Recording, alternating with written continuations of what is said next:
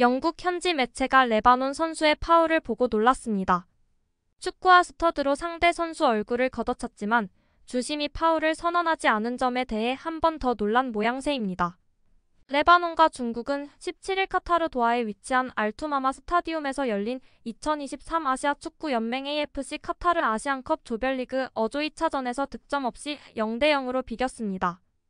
이날 두 팀은 총 27개의 슈팅을 시도 12개의 유효 슈팅을 주고받으며 치열한 경기를 펼쳤으나 정작 골은 터지지 않았습니다.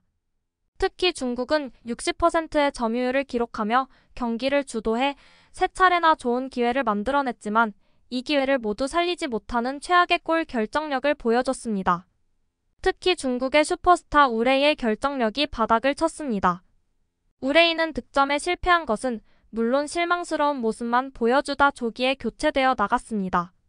축구 통계 매체 폼몹에 따르면 이날 우레이는 패스 성공률 67% 12회 중 8회 성공, 슈팅 정확도 67% 3회 중 2회, 리커버리 3회, 경합 성공률 50% 4회 중 2회 성공 등을 기록했습니다.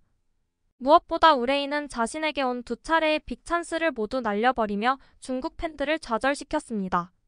우레이 역시 교체된 이후 벤치에 앉아 고개를 숙이며 아쉬워했습니다.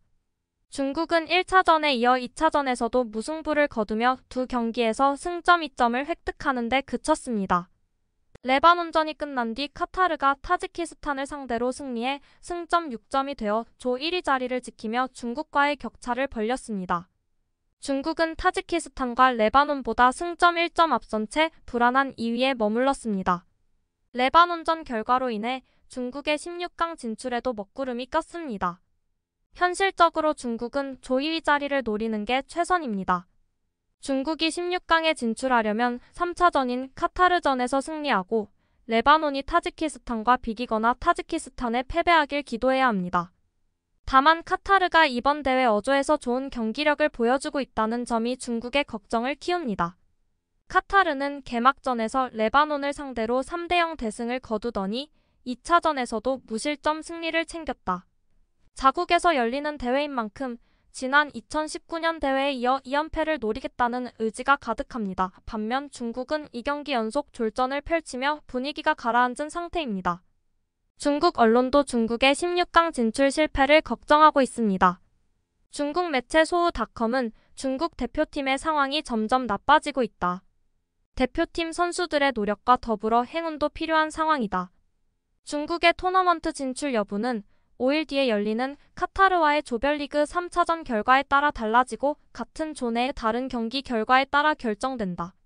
현재 중국은 16강 진출을 낙관할 이유가 없다라고 했습니다.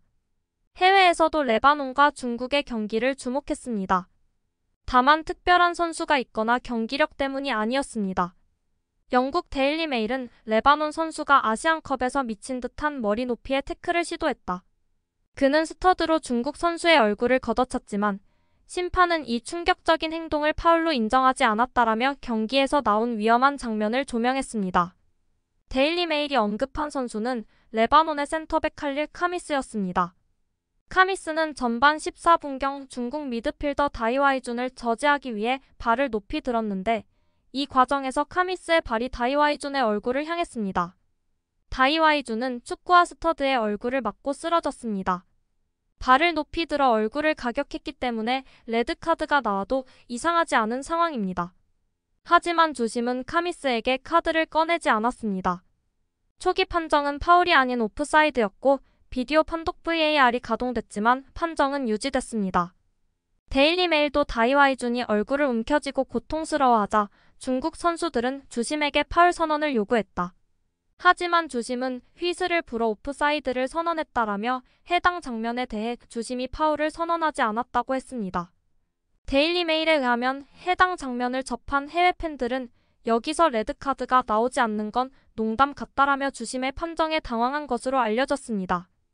파울을 선언하지 않은 주심은 한국의 고영진 주심이었습니다. 레바논과 중국의 경기를 주관한 고영진 주심은 웬만한 파울로는 휘슬을 입에 물지 않았습니다. 이날 고영진 주심이 꺼낸 카드는 단 한 장, 그것도 빨간색이 아닌 노란색이었습니다. 고영진 주심에게 유일하게 옐로 카드를 받은 선수는 중국의 공격수 장위닝이었습니다.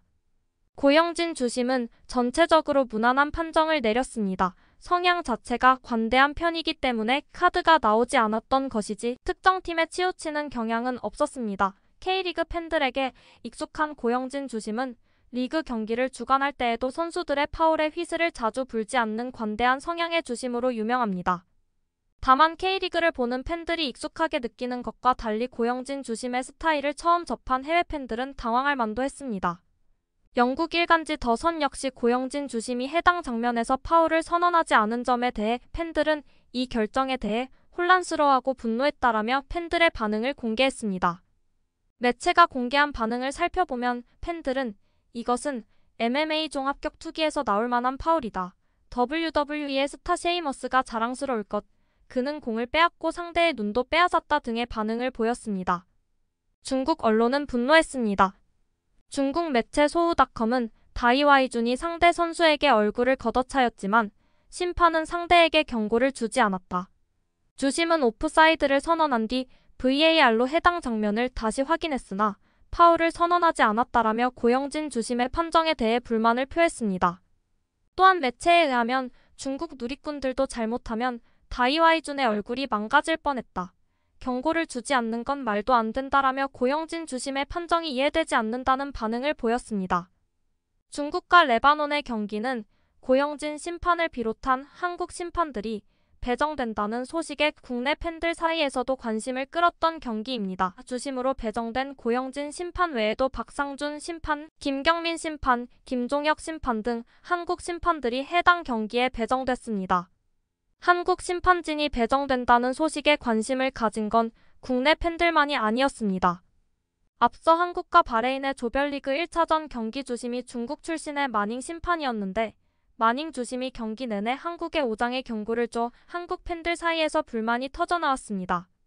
당시 마닝 주심은 박용우, 김민재, 이기재, 조규성에 이어 후반 추가 시간 손흥민에게도 옐로카드를 꺼냈습니다. 한국은 바레인전 경고로 인해 경고 누적에 대한 부담감을 안고 요르단과의 2차전에 임하게 됐습니다.